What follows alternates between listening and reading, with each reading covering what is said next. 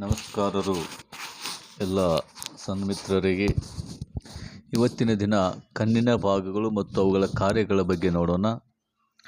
ಮೊದಲನೆಯ ಭಾಗ ಸ್ಕ್ಲಿರಾ.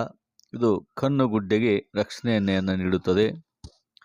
ಕೊರಾಯ್ಡ್ ಇದು ಹೆಚ್ಚಿನ ರಕ್ತನಾಳಗಳನ್ನು ಮತ್ತು ನರಜೀವಕೋಶಗಳನ್ನು ಹೊಂದಿದ್ದು ನೋವುಗಳನ್ನು ಗ್ರಹಿಸುವ ಪದರವಾಗಿದೆ.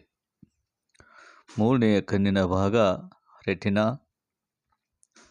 ಇದು ಕಣ್ಣುಗುಡ್ಡೆಯ ಮೂರನೆಯ ಪದರವಾಗಿದ್ದು ದ್ಯುತಿಸಂವೇದಿ ಪರದೆಯಾಗಿದ್ದು ಪ್ರತಿಬಿಂಬಗಳನ್ನುಂಟು ಮಾಡಲು ಸಹಾಯ ಮಾಡುತ್ತದೆ. ನಾಲ್ಕನೆಯ ಕಣ್ಣಿನ ಭಾಗ ರಾಡ್ ಜೀವಕೋಶಗಳು. ಇವು ಮಂದವಾದ ಬೆಳಕನ್ನು ಗ್ರಹಿಸುತ್ತವೆ, ಆದರೆ ಬಣ್ಣಗಳನ್ನು ಗುರುತಿಸುವುದಿಲ್ಲ.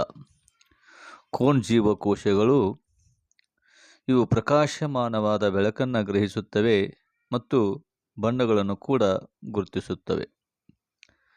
ಕಾರ್ನಿಯಾ ಇದು ಪಾರದರ್ಶಕವಾದ ಪದರವಾಗಿದ್ದು ಬೆಳಕಿನ ಕಿರಣವನ್ನು ಪ್ರವೇಶಿಸಲು ಸಹಾಯ ಮಾಡುತ್ತದೆ. ವರ್ಣಪಟಲ ಈ ಭಾಗವು ಕಣ್ಣಿನ ಪಾಪೆಯ ಗಾತ್ರವನ್ನು ನಿಯಂತ್ರಣ ಮಾಡುತ್ತೆ, ಜೊತೆಗೆ ಕಣ್ಣಿಗೆ ಬಣ್ಣವನ್ನು ಕೂಡ ನೀಡುತ್ತೆ.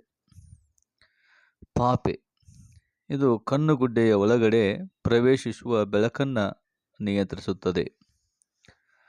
ಕಣ್ಣಿನ ಮಸೂರ ಇದು ಬೆಳಕಿನ ವಕ್ರೀಭವನವನ್ನುಂಟು ಮಾಡುತ್ತದೆ ಮತ್ತು ಪ್ರತಿಬಿಂಬಗಳನ್ನು ರೆಟಿನಾ ಪರದೆಯ ಮೇಲೆ ನಿಯಂತ್ರಿಸುತ್ತದೆ.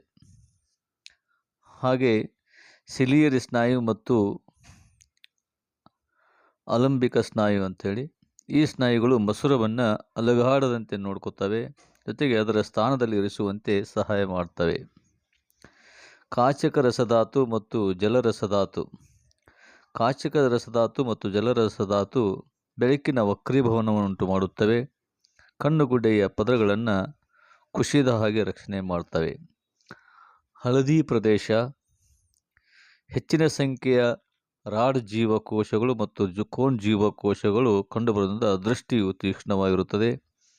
ಅಂಧ ಪ್ರದೇಶ ಇಲ್ಲಿ ರಾಡ್ ಮತ್ತು ಕೋನ್ ಜೀವಕೋಶಗಳು ಕಂಡುಬರುವುದಿಲ್ಲ, ದೃಷ್ಟಿ ಉಂಟಾಗುವುದಿಲ್ಲ.